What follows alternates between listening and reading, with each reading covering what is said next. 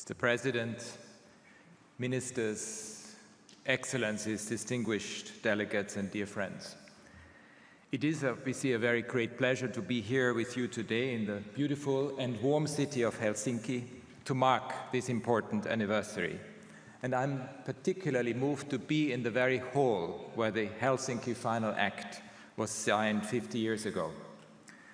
Today, amid conflict and crisis, as the world seems more fragmented than ever, I pay tribute to the leaders of the time from East and West who came together to sign the Helsinki Final Act here in 1975. Helsinki has a special meaning for me. I spent my childhood in Vienna and Linz in Austria in the shadow of the Iron Curtain. The border between Austria and Czechoslovakia at the time was just 30 kilometers from my home. It is difficult for young Europeans to imagine how I was haunted by the barbed wire fence, the watchtowers, the guards, and the guns. Even as a small child, I knew people who had been killed trying to cross the border. And as I grew up, I understood that this eerie no man's land embodied a much bigger threat. I would often wake up at night, anxious about the possibility of nuclear war. When I heard the song Russians by Sting, calling for a common sense on either side of the political fence, I pictured that border. Finally, someone was talking about the simple human emotions that override ideological differences. In 1985, when Sting recorded Russians, the Helsinki process was 10 years old and its influence was growing. The spirit of Helsinki encouraged openness and cooperation. States started to inform each other about troop movements and military exercises, but its most important principle, what it set apart from other treaties, was that the Helsinki Final Act recognized a comprehensive concept of security, including a human dimension that goes far beyond an absence of war. The Helsinki spirit put human rights, civil, political, economic, social, and cultural, at the heart of peace and security. It provided a path out of ideological divisions and towards greater freedoms, freedoms of thought, of expression, of peaceful assembly, of movement, and the right to leave and return to one's own country. It gave hope to human rights defenders and dissidents across Europe, and it focused on ways to unite rather than divide. The Helsinki process played an important role during the end of the Cold War. It was a platform for dialogue based on mutual respect and clear channels of communication. As the Conference on Security and Cooperation in Europe was transformed into the OSCE in 1990, the cause of advancing human rights was the golden thread that brought its participating states together. Since 1990, the OSCE has played an important role in promoting stability in Europe through its work in the Western Balkans, in Transnistria, and in the Caucasus.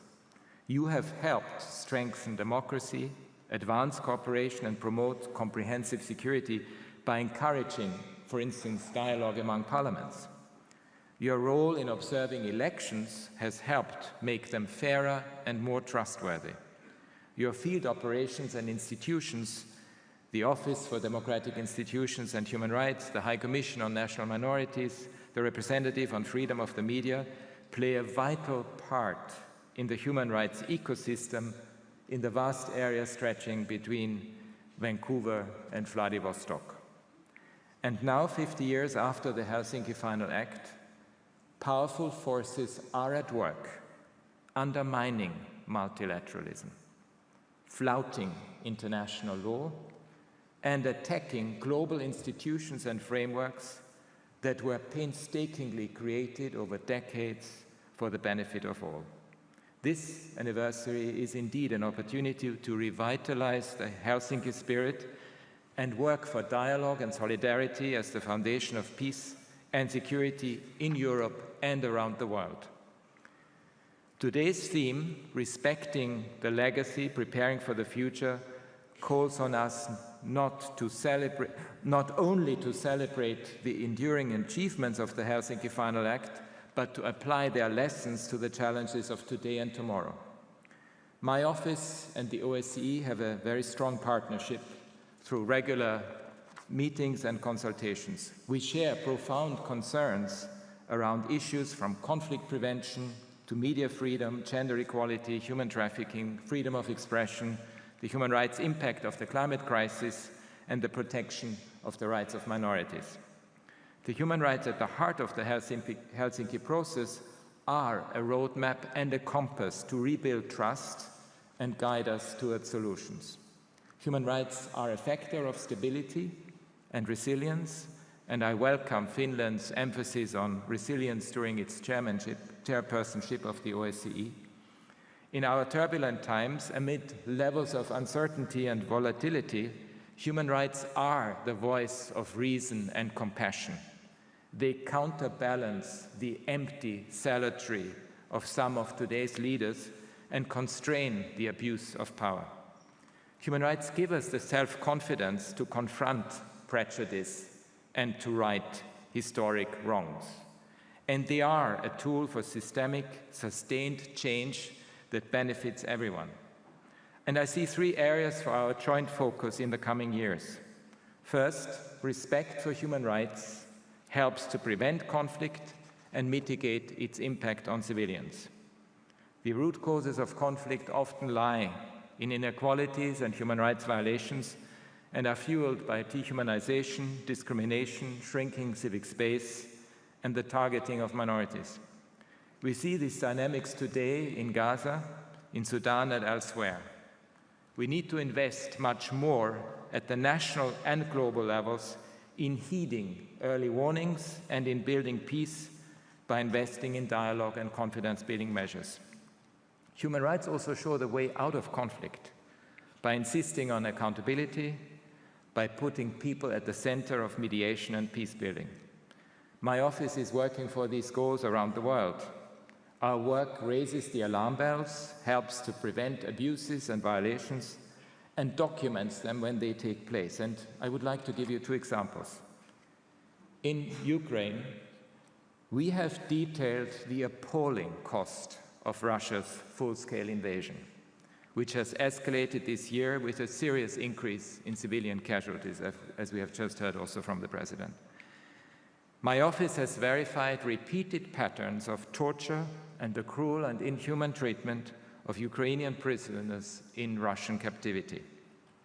We also continue to report on Russia's illegal imposition of its governance system in the territory it occupies and on the climate of fear created by widespread human rights violations there.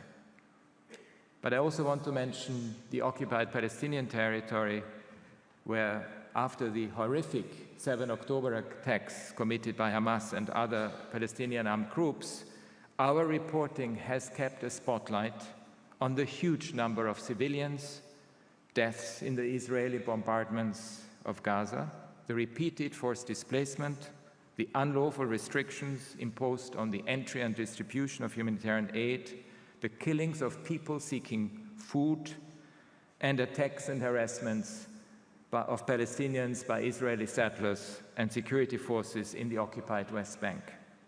It is clear that that war must also end. The hostages must be released. Israel must end its unlawful presence, and there must be accountability for all violations of international human rights and international humanitarian law. We are on the ground in many other situations. I've only mentioned two: Sudan, Myanmar, Haiti, and beyond. And this detailed, meticulous work that shines a light on abuses and violations that would otherwise remain hidden. The second area for our joint focus, human rights, provides a lens to tackle the big issues of our time, such as the climate crisis, and protect people from its impact.